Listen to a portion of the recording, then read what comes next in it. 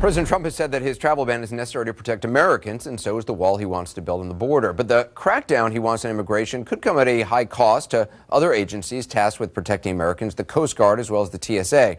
Rene Marsh tonight joins us with the details on that. Rene? Well, Anderson, we are talking about two agencies critical to Homeland Security.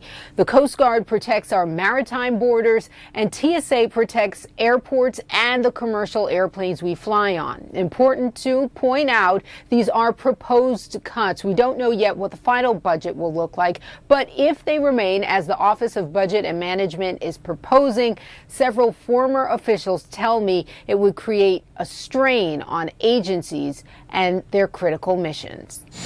The Trump administration could be making major cuts to the United States Coast Guard and TSA, according to two congressional sources. The proposed cuts are intended to offset a major increase in military spending and help pay for Trump's ramped-up immigration enforcement. The immigration officers are finding the gang members, the drug dealers, and the criminal aliens and throwing them the hell out of our country. But the Coast Guard does play a role in enforcing immigration laws. Government statistics show in fiscal year 2016 alone, the Coast Guard intercepted more than 6,300 undocumented migrants. Stephen Flynn, a retired Coast Guard commander, says cuts to his former agency will hurt, not help, the president's national security and immigration agenda. Just as the lesson we learned post 9/11 is you can't do this piecemeal. You have to have it as a comprehensive approach. Among the Coast Guard's duties, securing the waterways near Mar-a-Lago in Florida when President Trump visits. The proposal calls for a 14% cut from its $9 billion operational budget. That includes slashing $43 million from the maritime safety and security teams, which board vessels trying to bring illegal drugs into the country. Over the past 5 years, Coast Guard cutters and aircraft have removed more than 630 metric tons of pure, uncut cocaine with a wholesale value of nearly $19 billion from the high seas. Drugs have been a focus for President Trump. And for drugs to pour in at a now unprecedented rate.